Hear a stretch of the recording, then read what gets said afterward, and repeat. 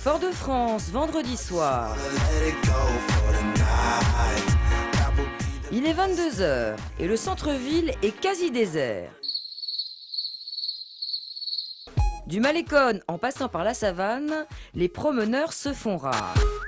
Alors que dans toutes les villes françaises et caribéennes, les bars, les restaurants et les boîtes de nuit affichent complet, ici c'est comme un couvre-feu qui s'abat tous les week-ends sur Fort-de-France.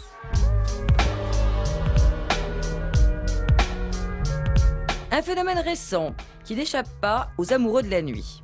Fort-de-France ne bouge pas comme avant. Moi j'ai eu l'occasion de sortir de temps en temps dans la semaine, il y a peut-être l'année dernière. Ça bougeait un peu plus quand même.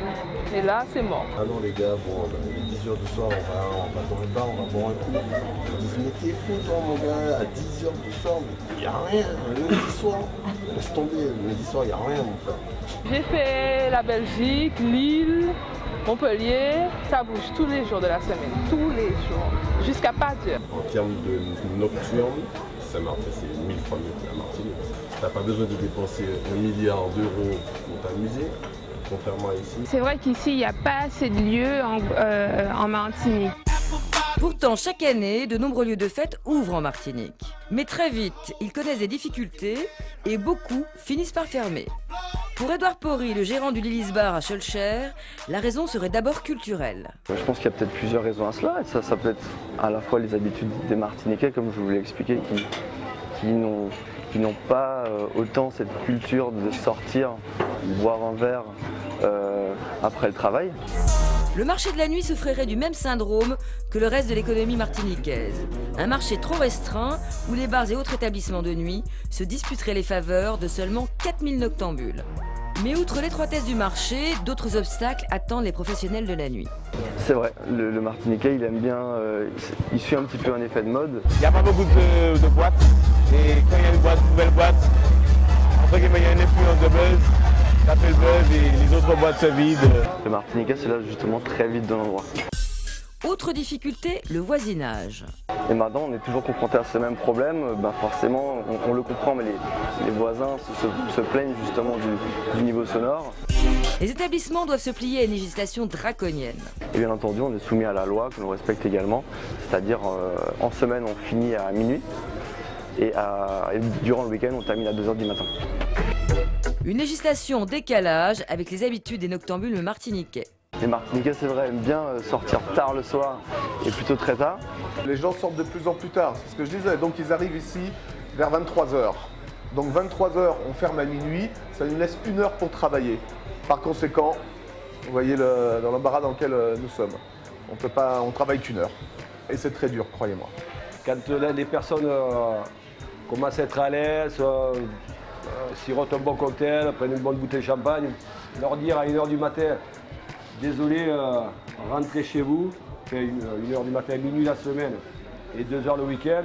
Pour faire passer le message de cette tolérance zéro, la préfecture a décidé de frapper fort et ordonne la fermeture administrative du New Corner. Parce qu'il ne respectait pas les horaires, le bar branché a dû fermer ses portes pour 15 jours. Pour Laurent Vernet et Marco Butazzo, les gérants du New Corner, tout avait pourtant bien commencé. On avait une affaire qui tournait bien, tout se passait bien, pendant des mois ça se passait très bien. Au bout de 6 mois, les ennuis commencent. Un voisin porte plainte pour nuisance sonore. Déjà, il y a eu un procès verbal de dressé, disant qu'on faisait du bruit, les horaires tardifs. Nous avons voulu vérifier les nuisances sonores dont se plaignait l'un des voisins du New Corner. Nous suivons Marco dans cette zone d'activité commerciale. Donc il y avait un DJ qui joue, voilà le bruit. Donc là on passe devant l'établissement et tout doucement on va s'écarter, on va s'éloigner de l'établissement. Voilà le bruit, vous pouvez entendre même les gens parler.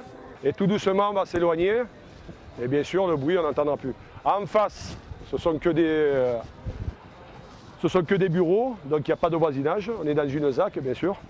Et là maintenant je vous amène, si vous voulez me suivre, je vous amène donc chez la personne qui soi-disant ne peut pas dormir par rapport au bruit que l'on fait. Voilà. Donc la maison, ben voilà, c'est ici. La fameuse maison. Ben là, regardez, il n'y a pas de trucage. Hein. On est là, vous pouvez entendre.